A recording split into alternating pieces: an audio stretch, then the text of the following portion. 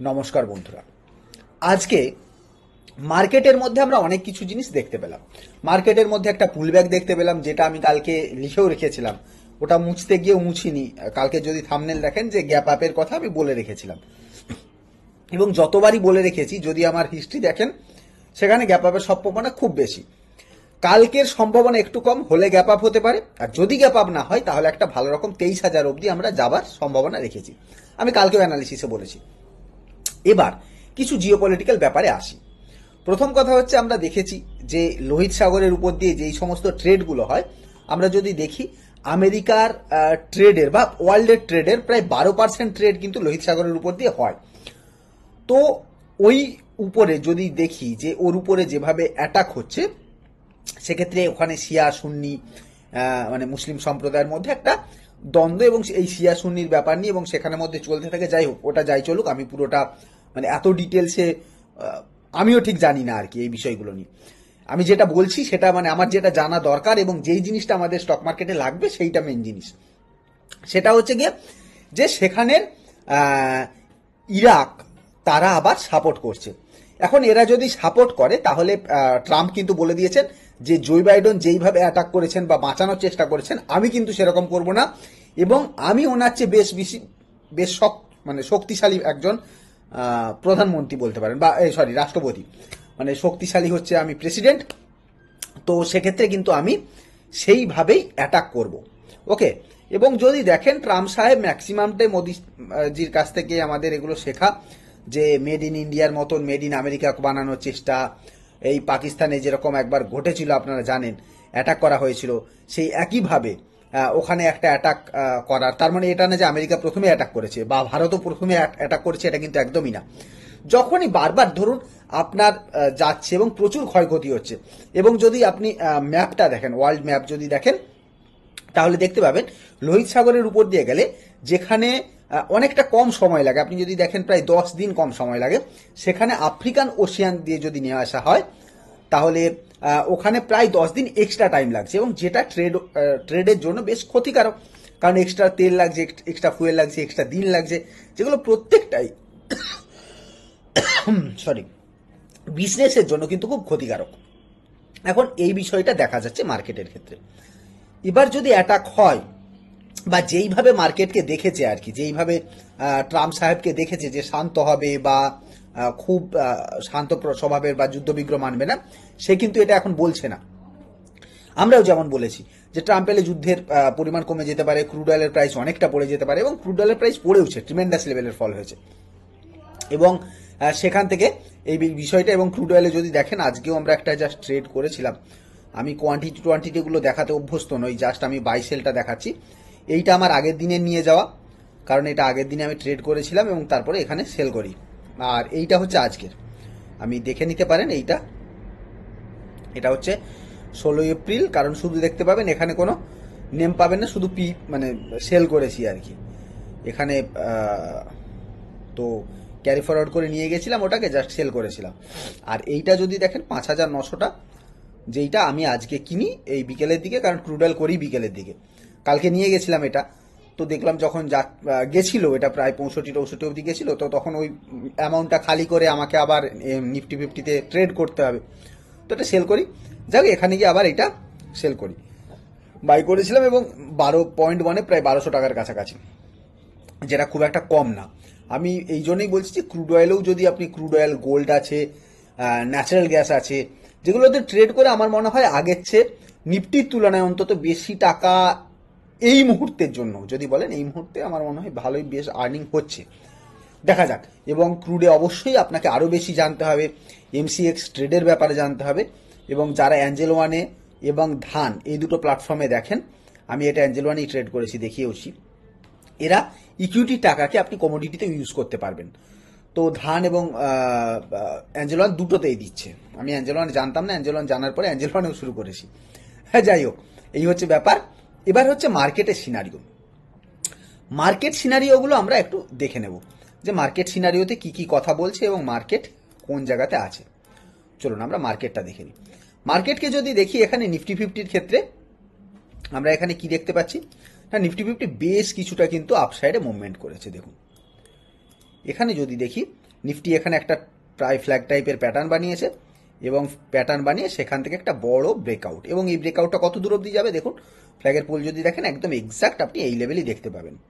ওকে, অনেকে বলতে পারেন আচ্ছা এই গ্যাপটা যে ফেলে গেল, এই গ্যাপ সেইভাবে কোনো বিশাল কিছু গ্যাপ না, তো সেক্ষেত্রে এটা কোনো এফেক্ট করবে না। এবং আজকে আমি ভেবেছিলাম 888 লেভেল অবধি যাওয়া উচিত, সেটা গেছে কোথায়, আজকের হাই যদি আমি কালকেও বলেছিলাম যে দেখবেন কালকের ভিডিওতে যান, সেখানে গিয়ে দেখতে পাবেন, তো 857 অবধি গেছে।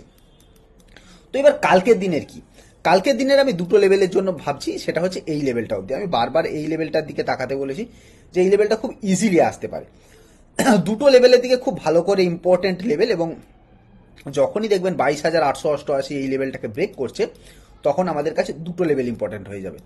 এক হচ্ছে 23,055 লেভেল, এবং হয়তো বা 23,222 লেভেলও দেখতে পেতে পারি। কেন না, এই দুটো লেভেল দেখতে পারি এই কারণে, এখানে একটা ট্র্যাপ হতে পারে। সেটা হচ্ছে কি, এইটা যাওয়ার পরে এখানে একটা দেখাবে যে এখান থেকে ব্রেকআউট দিয়ে সাস্টেন করে গেছে, এবং তারপরের দিন একটা গ্যাপ ডাউন ওপেনিং হয়ে তারপরে বেশ বড় ফল হওয়ার সম্ভাবনা আছে বলে আমি মনে করছি। হতে পারে এখান থেকে মার্কেট বিশাল বড় উঠে যেতে পারে, অনেকে হয়তো এইটাকেই মানে বটম হয়েছে এরকম একটা ভাবতেই পারেন। আমার ভাবনা চিন্তা ঠিক ওই টাইপের যাচ্ছে না। যেটা আমার ভাবনা চিন্তা সেটা হচ্ছে এই লেভেল অবধি যাবে এবং এখান থেকে হয়তো বা কিছুটা পরিমাণ উঠিয়ে দেবে, উঠিয়ে দিয়ে এখানে কিছুটা পরিমাণ রেখে দেওয়ার পরে তারপরে সেটা যেতে পারে। এই হচ্ছে আমার ঘটনা। যাই হোক, মার্কেটের ক্ষেত্রে মানে লাইভ মার্কেটে মার্কেট দেখাটা বা মার্কেটের সাথে থাকাটা হচ্ছে মেন জিনিস। তো এই জিনিসটা যারা থাকতে পারেন তারা জানেন যে মার্কেটের সিনারিওগুলো কি কি হয়। এবার আসি আমরা ব্যাঙ্ক নিফটির ক্ষেত্রে। ব্যাঙ্ক নিফটির ক্ষেত্রেও দেখুন, এখান থেকে আমি বারবার বলছিলাম যে দেখুন বারবার রিপিটেড টাইম যদি দেখেন এখানে বারবার সাপোর্ট নিয়েছে, এবং একবার কালকেও এটা দেখিয়েছি, দুবার তিনবার চারবার। তো সেখান থেকে, এবং এখানে একটা কালকে ডব্লিউ প্যাটার্নও আমি বলেছিলাম, এই ডব্লিউ প্যাটার্নে যদি ব্রেকআউট হয় তাহলে একটা মোটামুটি এই লেভেল অবধি আসার সম্ভাবনা আছে। সেটা কত, 50,444 লেভেল অবধি। আর যদি দেখেন যে এই জোনটাকে সে ব্রেক না করতে পারে তাহলে এই লেভেলে গিয়ে আটকে রয়ে যাবে, সেটা হচ্ছে 49,666 লেভেল। এই লেভেলে গিয়েও সে আটকে রয়ে যেতে পারে। ওকে, তো আমাদের এই লেভেলটার দিকেও নজর দেওয়া উচিত। এবার আসে আজকে কিভাবে আমরা ট্রেড প্ল্যান করেছিলাম, আজকে কিভাবে কি ট্রেড করলাম, সেগুলো নিয়ে আমরা একটু কথা বলে নিই। সেটা হচ্ছে আজকের দিনে যদি আমরা ট্রেড প্ল্যান বলি, আমরা নিফটিতেই পুরোপুরিটাই ট্রেড করেছি। যেই মুহূর্তে আমাদের এই জায়গাতে আসে মার্কেট, যখনই এটা পড়তে শুরু করে, আমি সেখানেই বলি যে মার্কেটকে একটু আমাদের আজকে ওয়েট অ্যান্ড ওয়াচ করা উচিত। ফার্স্ট 5 মিনিট ক্যান্ডেলের মধ্যে আমাদের ট্রেড প্রায় আমরা 5 করে দিই। আজকে আমরা অপেক্ষা করেছিলাম, কেন না আমার কোথাও গিয়ে একটা খটকা লাগছিল যে এই জায়গাতে কিছু একটা অন্য কিছু ঘটতে পারে। তারপরে যখন এরকম সাপোর্টে আসে আমি বলি এটা কলের দিকে দেখা যেতে পারে বলে আমার ধারণা, যেটা আমি হাই অবধি ওয়েট করেছিলাম, এবং আমার এক্সপেকটেশনও ছিল যে হাই অবধি যাবে, তারপরে হয়তো বা এখানে থেকে তারপরে উঠবে। যাই হোক, সেই এক্সপেকটেশনকে ভেঙে দিয়ে দেখলাম এখানে পড়লো ঠিকই, পড়ে তারপর উঠে গেল, আবার এখানে গিয়ে কিছুটা পরিমাণ থাকলো, এবং তারপর আবার উঠেছে, এবং তারপরে দেখুন এখানে কিছুক্ষণ ধরে কনসলিডেশন, যেটা খুব ভালো কনসলিডেশন বলে মনে করি। তারপরে এখানে কিছুটা কনসলিডেট করেছে এবং তারপরে এটা উঠেছে, এবং আজকে বেশ ভালোভাবেই গেছে। ওয়ান সাইডের র্যালি পেয়েছেন যদি কেউ হোল্ড করে থাকেন। আমি তো দেখলাম আমার আগের দিনের, আগের দিন বলবো না, মানে নিয়ে যাওয়াতে আজকে হয়নি, শুধু ক্রুড অয়েলটা নিয়ে গেছিলাম। মানে এই প্রাইসটা প্রায় 200 পয়েন্টের কাছাকাছি বেড়েছে। তো নিফটিতে 200 পয়েন্ট মানে কিন্তু খুব একটা খারাপ না, বেশ ভালো। তো সেক্ষেত্রে যারা পেয়েছেন পেয়েছেন। যাই হোক, এবারে আসি কথাতে। সেটা হচ্ছে এখানে কয়েকটা জায়গাতে এখানে বলবেন যে আচ্ছা এইটা আমি কেন করেছিলাম, তার কারণ হচ্ছে এই জায়গাটা যে গ্যাপ করেছিল, এই গ্যাপের জন্য আমি বারবার এই জায়গাটা ভয় পাচ্ছিলাম যে এই গ্যাপটাকেই সে আজকে রেজিস্ট্যান্স না নিয়ে নেয়। তো যাই হোক, মার্কেটের ক্ষেত্রে যদি দেখেন এই গ্যাপটাই কি করেছিল, এখানে এই যে যাওয়ার পরে এখানে এসে গ্যাপে এসে এখানেই এসে দাঁড়িয়েছে, তারপরে উঠেছে। তো প্রিভিয়াস সাপোর্ট রেজিস্ট্যান্স এইগুলো দেখাটা ভীষণ ইম্পর্ট্যান্ট ফ্যাক্টর। ওকে, এরপরে যদি দেখি আমরা মার্কেট কি করতে পারে, এখান থেকে যদি দেখি এই জায়গাটা থেকে মার্কেট যদি ওঠে তাহলে আমাদের দেখতে হবে 22,888 লেভেল। এই 22,888 লেভেল একটা রেজিস্ট্যান্স জোন আছে, এবং 22,888 পেরোলে আমরা দেখতে পারি 22,933 লেভেল। সেকেন্ড টার্গেট হতে পারে 22,988 লেভেল। থার্ড টার্গেট থাকতে পারে 23,055 লেভেল, এবং ফোর্থ টার্গেট থাকতে পারে 23,122 লেভেল। ওকে, তো এই লেভেলগুলো দেখতে পেতে পারি। আবার হতে পারে কি 888 লেভেলে এসে হয়তোবা রিভার্স করে এখান থেকে পড়তে পারে। তো সেক্ষেত্রে আবার 733-এর লেভেল, মানে এই জোনটাকে আবার আপনাকে ধরতে হবে একটা সাপোর্ট হিসাবে। তো এই জোনটার দিকে ওয়েট করতে হবে এবং এই জোনটা ব্রেক করলে আবার আমরা নিচের দিকে এটা ফল হতে দেখতে পেতে পারি। তো এইভাবে মার্কেটকে আমাদের দেখতে হবে। যদি এইভাবে মার্কেটকে কেউ দেখতে পারেন তাহলে মোটামুটি পক্ষে একটা ঠিকঠাক জায়গা হতে পারে বলে আমার ধারণা। এটা হচ্ছে মার্কেটের সিনারিও, এবং মার্কেটের এই সিনারিওগুলোকে যদি একটু নজর দেন বা নজর দিয়ে যদি লক্ষ্য করেন তাহলে অনেক কিছু জিনিস বোঝা যেতে পারে। যাই হোক, যদি কেউ চান আমাদের ক্লাসে জয়েন করতে, তো তারা এই নাম্বারে যোগাযোগ করে নেবেন। অনেকেই মোটামুটি জয়েন হচ্ছেন, বা আমাদের রিভিউ আমরা একটা জাস্ট ভিডিও বানিয়েছিলাম। আমি আমার বিজনেস বাড়ানো বা ক্লাস বাড়ানোর জন্য রিভিউ বানাইনি, জাস্ট আমার একটা শেয়ারিং। অনেকেই ভাবেন যে আচ্ছা এখানে কি হয় না হয়, তার জন্যই আমি জাস্ট বানিয়েছি, যাতে আপনাদের একটা রিভিউ পেলে আপনাদেরও সুবিধা হবে যে আচ্ছা আলটিমেট এখানে কি হয়। বিনিয়োগ বাংলাতে 3 বছর ধরে এরা কি শেখায়, বা মানে প্রায় শেখাচ্ছি 2020 সাল থেকে, তো 5 বছর হয়ে গেল মোটামুটি। তো কি শেখায় বা কিভাবে শেখায় এই বিষয়টা নিয়ে, তো এটা নিয়ে কথা বলার ছিল যে মার্কেট কিভাবে চলে, কি চলে, মানে কিভাবে কি হয়, এই সমস্ত কিছু দেখালাম।